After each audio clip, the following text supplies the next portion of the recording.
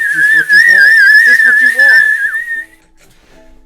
What you doing? I'm your Otakutainment of theacstories with this Otakutainment reviews. If you like boobs or cleavage or whatever, then this is the manga for you, because I am reviewing Kaedegami by Jun Harukawa. That is pretty much all this manga has, but Jun Harukawa is also known for mainly just some one-shots: Koisuji Tora wo Natsu, Ueshiba, Hakai Sereta Gensu, Shitai to Ichiso ni mo Naranai, and was an assistant for Fabricant 100, which is actually kind of shown through, especially with my first comment in this manga. The translation is by Cassie Loy, the lettering's by Mark McMurray. This is Chapter 1, A Normal Family, which came out on Weekly Shonen Jump and Manga Plus June 22nd, 2025. It's of course the typical 55 pages. So let's go over the summaries like I've been liking to do lately, except for there's two this time that are not exactly conflicting, but kind of show the story in two different ways. The first is from Manga Plus. A secret relationship with a mysterious entity. In a world with demonic monsters called shenguai, a young orphan named Ko lives alone in the mountains with a mysterious shenguai named chiyou. But chiyou has a tragic past, and Ko will have to give all of himself to save her. A beautiful East Asian adventure now begins. Before I move on to the next one, that very last line, "a beautiful East Asian adventure begins," sounds like someone who's never read anything Asian before, and this is their first time, and now they're trying to sound smart about it, because it takes place mostly in China. It kind of has like some identity conflicts going on with Japan, naming wise usually. But what a weird last line to say. Like, yeah, why not like a Chinese inspired something like that? The last time was just weird. Now, the second summary comes from Shonen Jump or Viz's website. Abandoned as a child, Ko agrees to be possessed by the monster that raised him in order to help recover what she's lost. So, some not conflicting but different things. This one talks about Ko being possessed, the other one didn't. And a monster raised him, in order to recover what she's lost, which also wasn't really said. So they say two different things, even though the second one's much shorter. And really, the second one is a lot more accurate. There's not much that goes on in this chapter. The whole chapter just feels like it would be an okay one-shot. Like, actually a pretty decent one-shot. As far as a series, a way to start a series, you just don't know where it's going from here. It doesn't really have much else going on for it, story-wise. It would have been okay as a one-shot. Still not really as much going on compared to all the other one-shots that have been coming out on Manga Plus, but I guess I'll get more into that as I go through this chapter. There's really not much to say. A summary of it could be really brief. It's more of an introduction, kind of, to these characters, and it's more of an introduction to the concept of shenguai, if anything. There's not really a story to be told. It shows the relationship between chiyou and Ko, how that happened, but then that's it. There's nothing really else going on, and it doesn't give you any hint as to what's going to happen in the future. I don't know. Unless they're trying to make this also kind of a rom-com kind of situation to, replace Sidcraft. Anything else would just be a simple, shonen exorcisty kind of thing, but it doesn't even set anything up for that. All the buzz in Shuraku Village is about the neighboring village, no name, being attacked by shenguai. Now, shenguai are pretty much just monsters. They're, in general, in reality-wise, they're considered like gods or demons, things like that. Well, Ko, the main character, visits just to get some soup, then goes back to the woods where chiyou, the other shenguai, is waiting. Like, the villagers are just like, oh yeah, that's just Ko. Doesn't really trust people that much. There's not really a reason. Also, Ko is coming to get food from this little old person. Must trust you at some point, so that's contradicting. And then immediately goes into a flashback of Ko meeting chiyou after being abandoned by a parent, and then just their time living together. So, like, we already get that established for us, nothing to look forward to in the future. I don't know if there's anything else. It really seems like there wasn't anything else that happened between Ko and chiyou.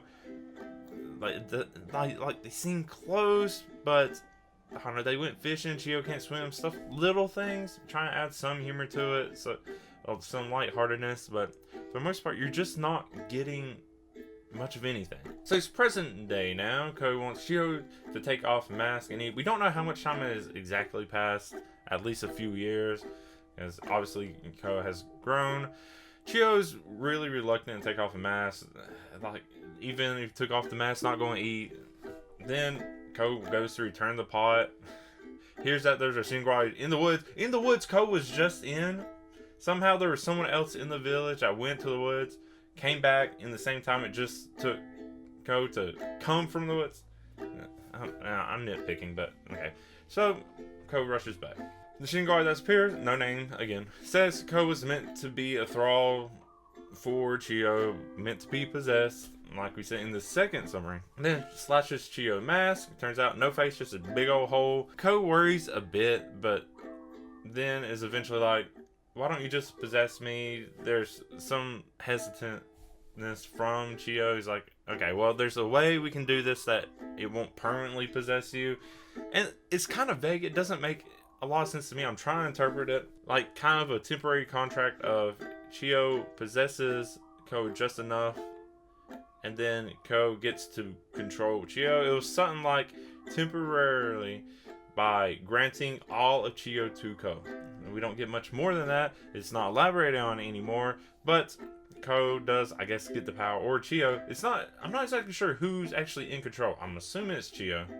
It really still seems like it's Ko, but Ko lets it happen, easily cuts off this shenguai's head, whatever, and then Chiyou gets the face back. So there's that. And then it ends with just Ko finally getting to see Chiyou's face, which just feels so one-shot. It's like, oh, that could be it. That could be over. And then they'll be like, okay. But no, it's a series? So where is it going from here? Like I said, it may be a rom-com. Maybe, and this is the only kind of clue I can get, because when Chiyou was going to possess Ko, there was like some kind of a chant about, and there said something about you won't be part of this mortal plane, or you won't completely be mortal anymore, something like that. So maybe the story will go on of trying to separate again, maybe trying to get Ko to be mortal again, because the chant was something like, rally your 3 immortal souls and 7 immortal forms to save this pitiful shenguai. Even should your legs be broken, your arms torn from you, and heart shattered, do not cease to fight. Cool chant. But these 3 immortal souls, 7 immortal forms, maybe it's a quest, a search kind of story. Because, I mean, there's literally nothing that. Maybe they stay in the village and protect the village from shenguai. And it's just, maybe it's just a kind of slice of life rom-com deal. I hope not, because that'd be a weird dynamic, but that's it. That's all there is to say. It was really, like, there's just not much to go off of. And lately I've been trying to be more active in comments and trying to start conversations. You can't do that on Manga Plus. You can leave a comment, you can like, you can't really discuss easily. And now, going back and trying to leave a comment on this, I realize why I don't leave comments, because people are so fucking dumb. They're like, oh, this is so good, there's so much going on, the story's so good. There's no fucking story. All there's cleavage. There's so much cleavage. Yeah, the art is decent, but that's it. I will say, it does give a lot of Fabricant 100 / Jungshi X vibes, which I can say confidently because I reviewed in full both of those series. I'm getting both of them. But other people were comparing it to just other random things. It's like, I don't think you read manga. I think you've heard these words, and now you're trying to spew them out. It's so much just spewing nonsense in those comments. And this one I completely don't understand. It's not as bad as like that one Necromancer series that I just completely, it was that bad. Because this at least works as a one-shot. And it's not super typical. You know, the fight was kind of whatever. It was literally one tag and done. It's like, okay, well, that's kind of lame. I get page limit, but you could have probably held off on the flashback. I'm not crazy about flashbacks in general, but it's still something that could have happened in the future. Maybe a brief one. It just seems like that was it. That's all their relationship together has been, was just a bunch of nothing. Because Ko's like, I don't know anything about you. And it's like, well, fuck. Okay, we don't either then. Okay, so that's the story. before I even started reading this, because names seem familiar to me, I did a little dig into what some of the names meant. Of course, I try to look into what the title means. I get that in a second. But in Chinese mythology, chiyou was like an evil, chaotic demon god. Originally like a tribal leader that lost, a big loser. And that's what chiyou is supposed to be in this series. However, the looks, of course, is completely different. The personality is completely different. And maybe this is like after a long time and chiyou's different now, but just completely different. It's just that vague concept. But then you needed to appeal to all the horny boys or whatever. And you're like, okay, well, let's just boobs. That's it. That's all this has. Now, I honestly try to look into if Ko had any significance. I couldn't really. There's another fictional character named Ko. Can't tell if there's anything like that. But there is the Tinko or Tingo, which is the celestial dog. The spelling, maybe the pronunciation is slightly different than what it should be. But celestial dog, I can kind of get some dog vibes from Ko. Maybe that loyalty kind of thing. Sticking close, like finding that lost pup and chiyou taking Ko in, that kind of thing. But it's also because chiyou, in the Chinese mythology, knows the constellations, and that's what the celestial dog is supposed to be. I think it's supposed to match up with like Sirius. So there may be that kind of connection going forward. I doubt Ko is going to turn in a dog or anything. But yeah, I don't know. I tried looking at a little research because there's not anything else going for this series. Now, last thing, of course, the title, Kaedegami.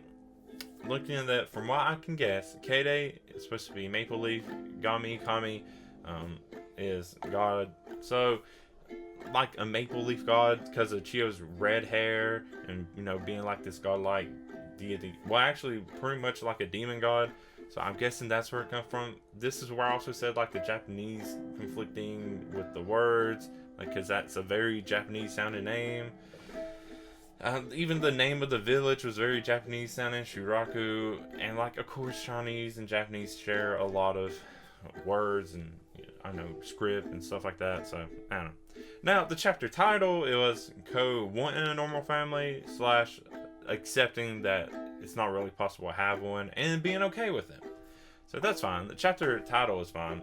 Kaedegami is someone eventually going to start referring to chiyou as Kaedegami? Is this a weird translation thing where maybe chiyou's supposed to be Kaedegami and it's just not? I don't know. I didn't read the original Japanese, so who knows. But overall, kind of disappointed. Here is my hope. My hope is it gets better from here. Maybe it's a bad first chapter or a lackluster first chapter, because Kagurabachi also, I didn't care for the first chapter at all. Starting the second chapter and on, it got so much better that I kind of regretted saying how poor the first chapter was. The first chapter was still done kind of poorly or boring or just lackluster. I'm hoping this one will kind of be the same treatment. But besides that, I have nothing else to say.